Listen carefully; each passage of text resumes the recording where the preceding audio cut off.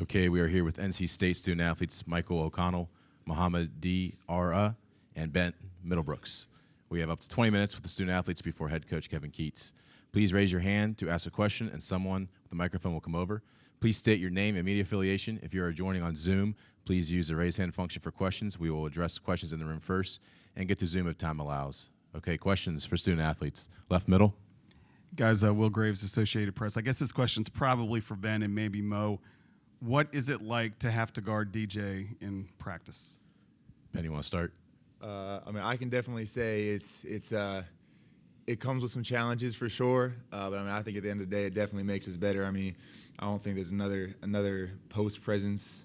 In the ACC, really in the country, that's as much of a force as him. So I think it really, honestly, has made us part of the players that we are today, having to go against that every day. Mo, you want to add to that? It's easy. No, I'm playing. We compete against each other every day, and DJ is a tough guy, and we make for him complicated to get his spot. That's why he gets so well right now on the block. Just as a follow-up, are Yeah. there positions where he gets you guys in practice, and you just know as you're guarding him, I'm in big trouble here? Go ahead. I would say all that. It definitely you definitely know if we're going at each other in practice, you're gonna have a little soreness in your chest after having to take all them post dribbles. But I don't know if I ever feel like I'm in trouble when I'm in there necessarily. Oh, same for me. Exactly the same thing. All right, questions for our student athletes. Right aisle. I just wonder, I'm Rob McGlam with Inside Pack Sports, just wondering if you guys, what in your study session so far, what have you seen from their zone defense and what have you seen from them offensively? Mike, you want to start? Work your way down. Yeah, I think from offensively, obviously you've seen how they played against Kentucky. They're a very talented team. They can score from each level of the court. Obviously, they can shoot really well from three. They have a few guys that can really get it going. And they also have very good post presence. So just kind of today, still watching film, game plan, and seeing how we're going to approach it and attack. From a defensive standpoint, it's going to be huge because if we let them get going, it's going to be tough to get the win. Mo? We're going to play against some zone, maybe 98 time on this time, my bad. And, we're going to be prepared for this game, and we're going to stay locked in and did what you do. Ben? Absolutely. I definitely got to agree with what they said. They're a very solid team, and obviously they just had a great game the other night. They do run that zone, which we're going to have to be ready for. But I feel like if we do what we do and we keep on playing like we've been playing, we'll look good out there.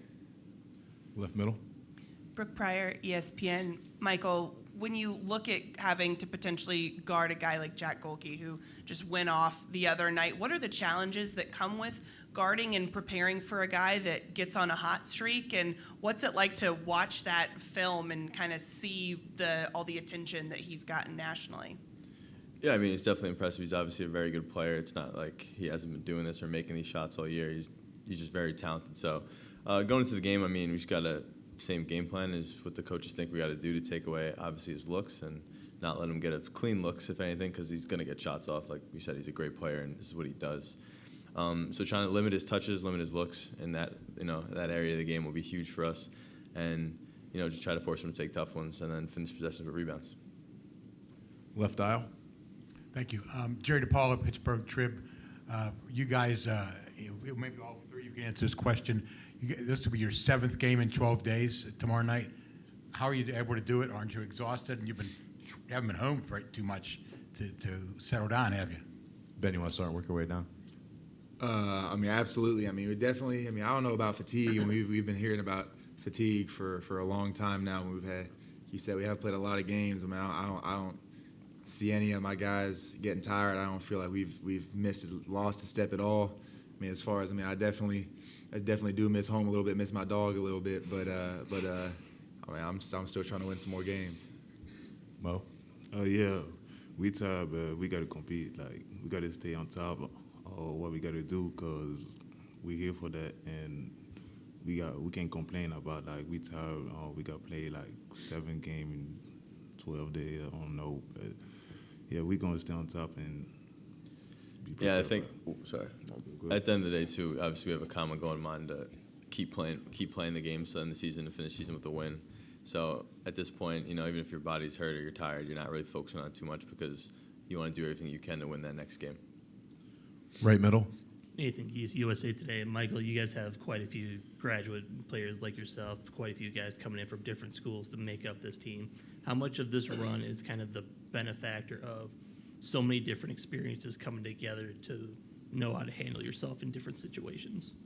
Yeah, I think it's been huge that we have a team full of mature guys that have been here, whether played in March before or they just had experience playing through a lot of games where they're coming to the end where it's a one-shot, one-possession game and things like that. So I think just experience is always going to help you out down the stretch, especially when things aren't going your way. You can have guys that are able to rely on what they've been doing or what they've experienced in the past with either the other teams or this team they've been with for a while. Just definitely helps keep everyone together and keep everyone on the same common goal. Questions for student athletes. Right aisle. For everyone, obviously, this has generated a lot of enthusiasm back home in Raleigh. Now it's starting to become national. I mean, your take on that, how surreal is it to see NC State, they're calling you guys America's team and things like that, and the love that you're receiving, both from Wolfpack Nation and now from the nation itself? Ben, you want to start? I would say, especially back home in Raleigh, the fans' appreciation back there definitely, means the world to us. We definitely feel that. When the crowd gets loud and starts cheering for us and we're away from home, there's not a better feeling than that. I know DJ Burns, when he gets the ball and the crowd just turns up for him, and there's nothing more fun than that, just seeing it. I know it's fun when it's on the court, and hopefully, as far as America's team, I guess we'll try and keep that going. Mo? Yeah, we really appreciate that because we need that. We need that. Like, we talk about we tired, but when we got the chair, screaming for everybody, for us, for DJ Burns, they give us energy, and we really appreciate it. Yeah, building off of what they said, I think it's huge. Just since we're not on our home court right now, we have a lot of fans that are traveling, and then just other fans that aren't NC State fans necessarily still cheering for us. So I think when you're at these neutral sites and you have a fan base there for you and getting excited, it helps. When you go on a run, helps you keep it going, and then if things aren't going well, they help get you back in the game. Left middle. Oakland was pretty clear last night that they don't want to be considered a Cinderella team, that they believe that they can beat anybody. Do you guys feel like you're a Cinderella team, and is tomorrow night's game almost a battle of would-be Cinderella teams that could make a run in this tournament? Mike, you want to take that? Yeah, it's kind of like what people have been asking us too, is how we feel about being the underdog or lower seed in all the games, but we don't really focus on that because at the end of the day, we just focus on what we can control. And whoever the opponent is, we're just going to, scout for them. So I don't necessarily know if we, want to just be labeled as a Cinderella team. I think we just want to be labeled as a great team that goes out there and competes every day and, gives it their all. Because at the end of the day, everyone in this tournament's great. The seeds can go flip back and forth. So we don't really focus on the number of the seed or anything like that. We just focus on whoever we're playing and then just controlling what we can control. Back right. Luke Taylor, Full Court Press Podcast. What would you say the song that best describes DJ Burns is? Ben, you want to take that? Y'all don't got nothing? No. All right, no, Mo, it's on you, man. You got this one, Mo. I don't know. I would say Baby Tron, King of the Galaxy. I think that's a good one. He loved that song. I like it. All right, any more questions? All right, back right. Gary Hahn with the Wolfpack Sports Network. Of all the challenges that this team's faced in the last 6 games, what are you the most proud of as far as being able to overcome those challenges? Mike, you got that? Yeah, I think the biggest thing is just sticking together. Obviously, the season hasn't been perfect by any means. It's we didn't win every game and blow out every team. It's like we've had some ups and downs, And I think at times we really could have easily just given in, kind of caved in to just what was going wrong and just embraced that lifestyle. But I think it was huge for us that we all kind of just banded together, and no matter what we were going through, we always stuck together and had each other's backs. And I think it's been showing on the court, at least, through the ACC tournament. Even when the odds were stacked against us, it didn't really matter. We didn't really care. We were going to go in and just, fight with your brother. And that was kind of the biggest thing, is you want to have their back and same ways you wanted them to have yours. So I think that's been huge for us going through that stretch, and even coming into this now when you're playing new teams you never played before, is just rely on what you guys have been doing all year and just making sure you have each other's backs out there. During the regular season, the Pack had some ups and downs offensively, but you take a look at the last 6 games, all of a sudden NC State is averaging 81 points. So if each of you would just give your take on what's happened. Ben, you want to start? For sure. I would say, it absolutely did have a season full of ups and downs and full of a lot of adversity. And it feels like, throughout the season, again, I feel like it's something that a lot of people don't really take into consideration. But we were, when we started out this season, we had, half of our team, more than half of our team was new guys who'd never played with each other, never been on the court with each other before. And that takes a long time to figure out. Obviously we came out pretty hot, but we still had to kind of deal with those issues and things like that. And I feel like a big part of the ACC tournament was us kind of coming together, figuring those things out, kind of fixing mistakes and issues that we had, and really just kind of like Mike had said, come together. And when we play like that and we're playing together and everything's clicking, we're a tough team to play with. You guys good? You want to add anything? Or you good? No.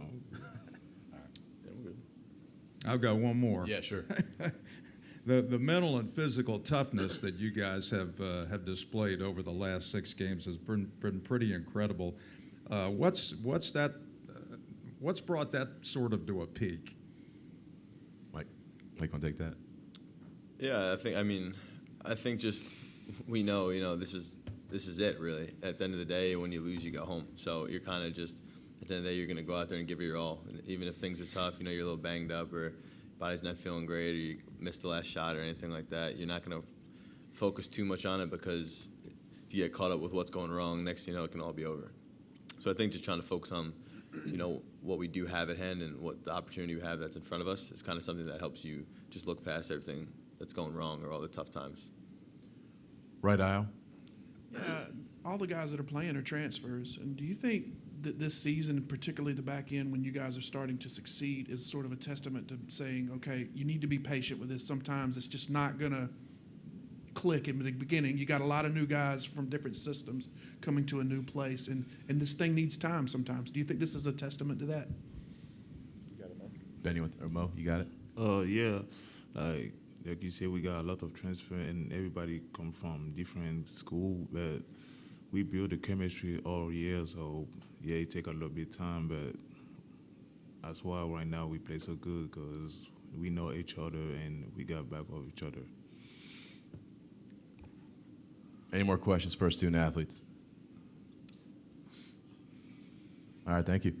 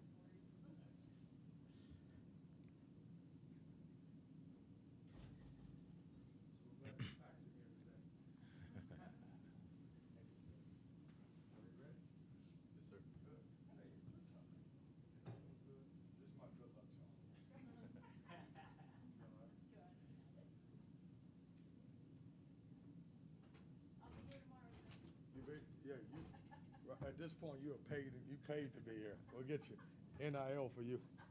The ones that matter. That's right. No, ain't no question. I'm glad to have them. I see the familiar faces, man. I know we got ESPN in the house.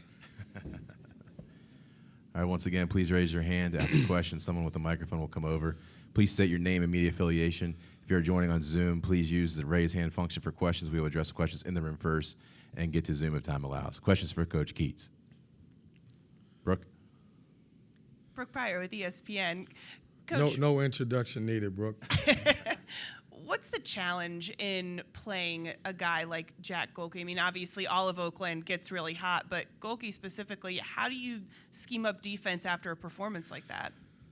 You know, I was in the locker room, and I could hear the cheering. And I will say this, I was completely wrong because I know Kentucky travels very well. And so I thought Kentucky was winning the game by a large margin because I kept hearing the cheering. I thought it was Kentucky fans. And so I grabbed my phone and started looking up the score, and obviously Oakland was winning. So when I got back, you know, last night, 2:30 in the morning, I popped the game on, started my, you know, scouting to prepare to get ready for Oakland. And, man, I don't know that I've seen a shooting performance like that. You know, if I have, it's been a long time. I mean, and people are going to say, man, goodness, Kentucky didn't do a good job. And they were there. I mean, he made shots after shots after shots. We got to do a better job. How? You know, I don't know how that is because he can make shots. But there's so much more than the shots he made. It's a really complete team. And, you know, they got great inside, outside presence, well coached, do a good job. And you know, I've told our guys, man, this is going to be as tough a game as you're going to play because they got an inside-out presence. They can make shots. They can score around the basket. And they're unique on the defensive end. And so, you know, it's a really big challenge. It's going to be a tough game. Left aisle. Jerry DePaula, Pittsburgh Trib coach. You guys will play 7 games in 12 days tomorrow night on venues that you're not used to playing on. What is the secret to your team not getting exhausted, and how do you keep them engaged for that long without falling over? You know, when you go to Chick-fil-A, they never tell you what's in those sandwiches, and it's really good. So I'm not going to give my secret away because, no, our guys are, you know, I'm amazed at them every game that we play, and all the credit goes to them. We spend a lot of time in the preseason and during the season working on our conditioning. As a matter of fact, we've also called ourselves one of the best conditioned teams in the country, if not the best. And it's really paid off for our guys mentally and physically. The great thing about us is we've gotten stronger in every second half. And, you know, I just think the buy-in and the energy that we provide through our program and our energy that we give on the bench, I think it really helps our guys in understanding what the opportunity is. And there's really no secret sauce. I just think our guys are in good shape and mentally believe that they should be playing in the game. Front right. Michael Perchik, ABC 11 out of Raleigh. Coach, I don't know if you saw any of the videos circulating on social media of NC State students packing the bell tower after last night's game. What does that type of image mean to you, understanding the rich history of this program? Well, it means a lot. I mean, I love our students. I mean, our students are the best, and we have a unique thing here at NC State. When you win a huge game, you know, we like that bell tower, and everybody meets at that bell tower. It was funny. I saw one video, and it was like, when's the light coming on? When is the light coming on? I thought it was great, and you know, when we win, you know, it's not just about our basketball team. It's about our school, and it's about our students. I mean, we're the only team that has, you know, 3 Power 5 teams in the same area within 25 minutes of each other, and it's a lot of bragging rights going around there. And you know, we've had a long history of great basketball, and just to see us playing that well and obviously providing that spark for our entire school and our student body who has, you know, been with us at games and screaming and yelling at those games, it means a lot. Like, I know, you know, we don't just win as a basketball program, we win as a university. Questions for Coach. Back to Brooke. Kevin, you talked a couple days ago about just the number of bids that the ACC got or lack thereof. What kind of message does it send to the committee, each win that you have and each win that other conference teams have in this tournament? You know, the unfortunate thing is it doesn't really send a message. I mean, I hate it because, you know, we look at the magical run that we had last year from some of our teams, and I think we try to, you know, tap down on that a little bit this year going into Selection Sunday, and it didn't work. I think as a conference, we got to figure it out. What really bothers me a little bit is that we put so much emphasis on the non-conference. So let's break down most of our teams' non-conference. Let's say you play 7 Power 5, and then you play 4 mid-majors or bye games, or let's say, you know, you go 6 and 5 at Power 5 versus, you know, mid-major teams, bye games. So that's 11 games. You can't tell me that that's, you know, should mean more than playing 20 Power 5 games in your league. And you got to go to home venues and away. So I think somehow we got to get out of putting more emphasis on the non-conference, because to me it appears that you can lose a bid in what you do in a non-conference opposed to how you finish. So let's use us for example. You know, our non-conference was okay. We didn't really have the major win. But look how we finished when we went to our tournament. We won 5 games in a row against 5 good teams 5 days in a row. Now, if we didn't put so much emphasis on it, we would have been in the tournament no matter what, because the way we finished our regular season, and we didn't have that opportunity. It's, you know, think about this now. You got 10 great programs and great coaches that are sitting at home that didn't get a chance to go to the NCAA, and that's just not really fair. Like the ACC is, you know, in my opinion, I'm very biased, is the #1 conference in basketball, and we deserve more. Now, we have to do our part. If the non-conference is what it's about, then as coaches we got to win more games, or we all have to figure out the net. And, you know, some people figured out the net and we haven't, but I guess winning will solve a lot of problems. But I just think it's disappointing because I would love to see more kids get an opportunity. You asked me a great question yesterday. The other day, I still think that we should expand the tournament because it gives more kids opportunities. Like where everything's about our student athletes, if that is true, then I know people say, well, we'll ruin the tournament. There's still going to be upsets, you know, whether you expand it or not. But it's been the same amount since it went from 64 to 68. When it went to 68, nothing happened. It's still a great event. So why can't we add some more to it? And I think that will really help, because I always say this, anytime you can help the student athletes get a chance to experience something, is always better for our sport. Back right.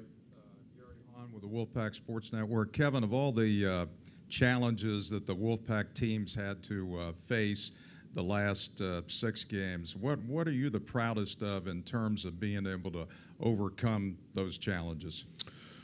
Well, I think the biggest thing I'm proud of is our guys was able to block out any distractions. You know, the way we finished our season, and it was really tough. We lost 4 games in a row, and it would have been easy for those guys to say, man, it's just not our season, and pack it in. And, you know, when we were winning those games at the ACC, we were also on spring break, and it was warm in D.C. And so our guys could have said, man, we lose, we can go home, we can go on spring break.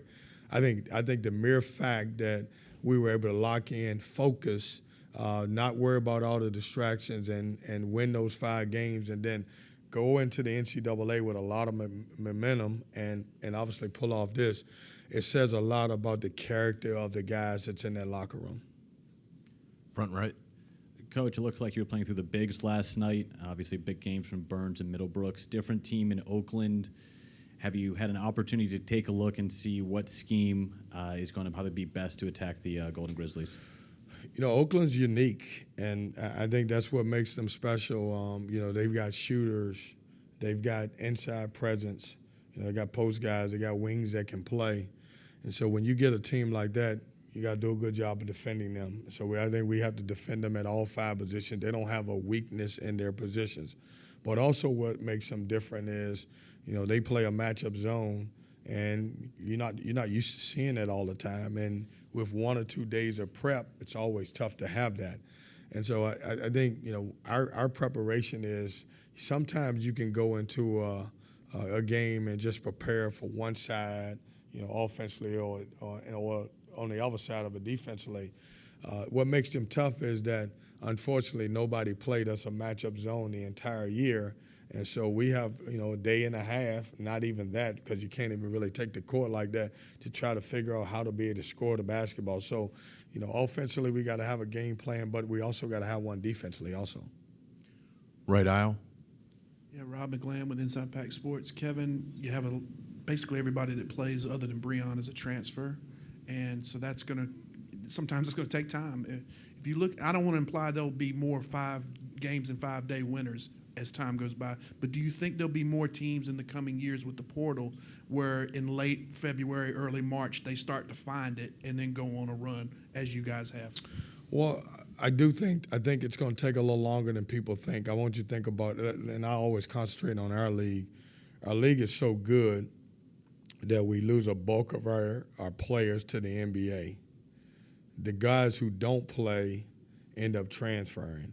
And so most of our teams at the beginning of the year look different. So that's one of the reasons why, sometimes our non-conference is not the best, because we got so many new people. But to get back to your question, I do think that it takes a lot longer than people expect for transfers to come together. And you could see, late January, February pushes where guys are good. My team last year, we were a little bit advanced because we had a chance to take a foreign trip. We went to Bahamas, and we got those 10 days of extra practices, and we were able to play 2 games. And so that helped this group. We didn't have that group. We didn't have that with this group. And so a lot of times it's going to take some time, and it just depends on how many veterans you got back and what their role was when they were on that team previously. Right middle. USA Today, obviously you guys are still in this, so it's kind of a different situation for you, but there's been a lot of chatter about the transfer portal being open right after Selection Sunday, and you guys are going to have to replace some of these guys that are helping you do this right now. How do you kind of balance looking at who's there? How many guys do you kind of dedicate to that, and what are your just thoughts on when this is open?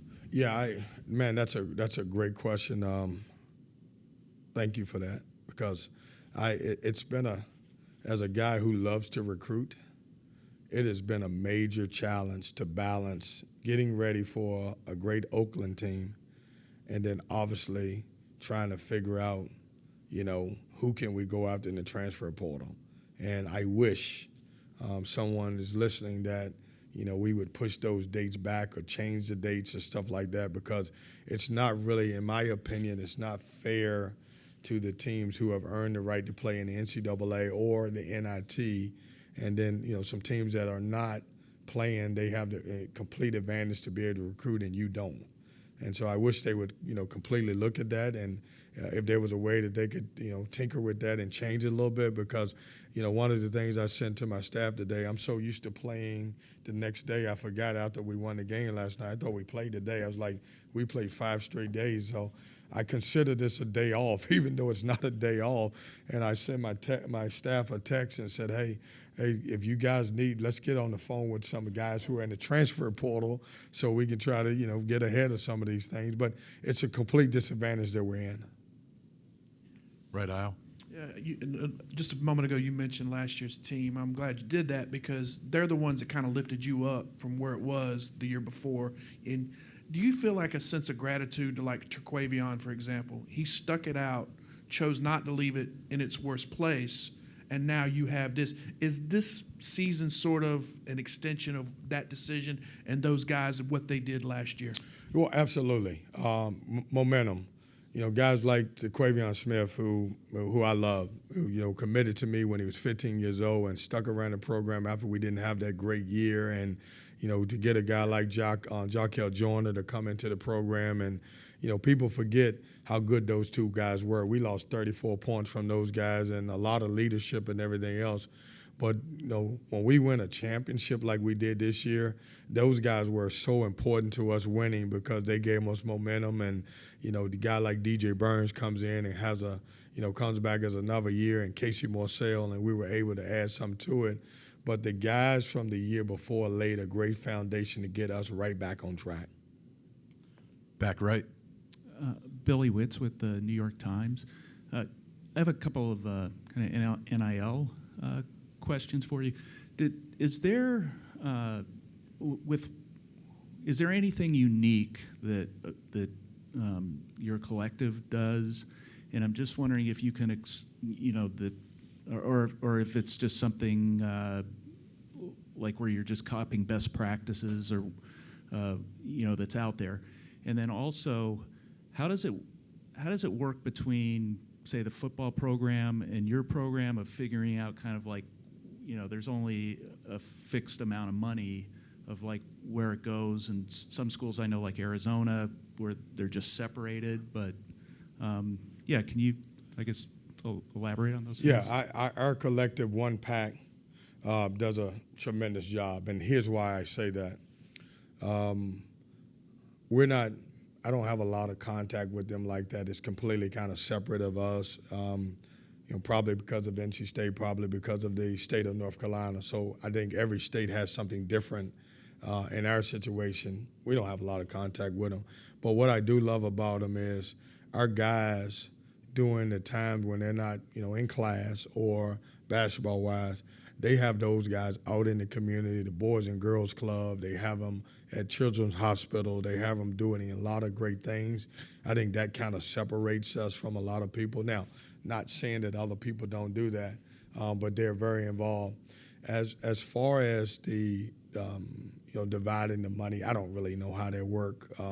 I just know at NC State we need our folks who are a mass collection of people to be able to provide money to help with our student athletes. And I'm a fan of NIL because I remember back in the day when kids were going to bed hungry, didn't have any money, and they were selling their jerseys at the bookstore, and they never capitalized on anything else. And so I am a fan of that. But I think our collective does a really good job of that part of it. I don't know how it's broke down. I wish I did. If I did, I would request. I like to get $7 million if I could. It's a joke. Don't print that. I just want everybody to know that. But probably got time for a couple more. Front right. Coach, you said previously one of the differences between this year's team and last year's team is the depth. More guys you can count on to score and contribute. Last night, a good example with Ben Middlebrooks chipping in 21.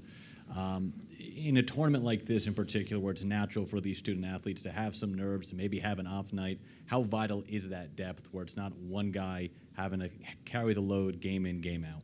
Well, depth can be looked at it in a different way. It's weird because we built this team to have 10 guys that will be able to play, and now we're down to 7 or 8 that's really contributing. Last year, the team had more numbers that played. But what's unique about this team is, like last year, if TaQuavion Smith or Jarkel Joyner didn't lead us, then it was going to be hard for us to win. I think out of the 6 games that we played, in the postseason, I think at least 5 of them maybe, we've had a different leading scorer, and that's a good thing because it's hard to, focus in on one guy. Ben was great. He did a tremendous job last night, and what was so special about last night was, as Ben was scoring, DJ Burns was just the most excited guy for him, and I think that's what's made our team really special. They're really happy for the success of their teammates. Our last question right here. Yes, sir. Greg Campy, I just want to know your impressions of him. He's been at the same place a long time. He's coached a long time. Yep. Are those things that you would want in your life? Would you want to be somebody that coaches 40 years or spends an inordinate amount of time at the same place? I mean, just your impressions on him and how is that the life you would want? Well, first of all, let's just start with the obvious. He's a tremendous coach. I mean, you do not get the opportunity to stay anywhere for 40 years unless you know what you're doing. That's not happening in today's time. Nobody stays. Nobody's going to get that opportunity because but he has done such a great job, and probably I'll say this, probably one of the most underrated coaches, in the country with what he's done. And, you've seen he's, put that program on the map. And, I just every, 2 or 3 years you hear about Oakland and upsetting people. And, I heard about him earlier this year. I think it was, and quote me if I'm wrong, correct me if I'm wrong, I think it was the Xavier win. Pretty doggone good. And, he knows what he's doing. He's put together a collection of really good players. And you could tell his players enjoy playing for him. He runs a system that's really good. And, they know what they're doing. Thanks, Coach. Appreciate it. Thanks.